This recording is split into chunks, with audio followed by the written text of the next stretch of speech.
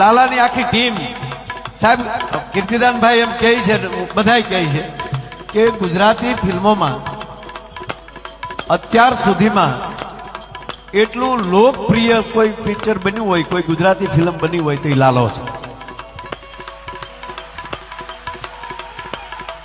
અને કીર્તિદાનભાઈ પાછું મને મજા આવી છે કે આ લાલામાં જેટલે કામ કર્યું ને જેટલા એ બધા હજી લાલા છે,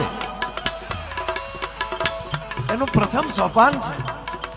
અને આપ પૂજ્ય મોરારી બાપુની કથા મંડપમાં આપ પધાર્યા છો. અત્યાર સુધી ઘણા પિક્ચરમાં ગીતો ગાયા છે, પણ પોતીકી આપણને ફિલ્મ લાગે. અને ગુજરાતી જો ભાષાનું આપણે ગુજરાતીઓ રક્ષણ નહીં કરે તો કોણ કરશે મારા બાપ? આપણી ભાષાને આપણે પાણી નહીં પાય તો કઈ બીજી ભાષા તમિલ વાળા તો આવવાના નથી ગુજરાતી મૂવી જોવા ભાઈ. એ હવે આવશે, ઓલું ચેન્જ થશે ને, ભાષા બદલાશે ને, એવું કંઈક થશે મારા બાપ. ગુજરાતી તરીકે મારે તમારે ગૌરવ લેવા જેવી ઘટના છે કે બોલીવુડ હોલીવુડને ટક્કર મારી દીધી આ ફિલ્મે સાહેબ.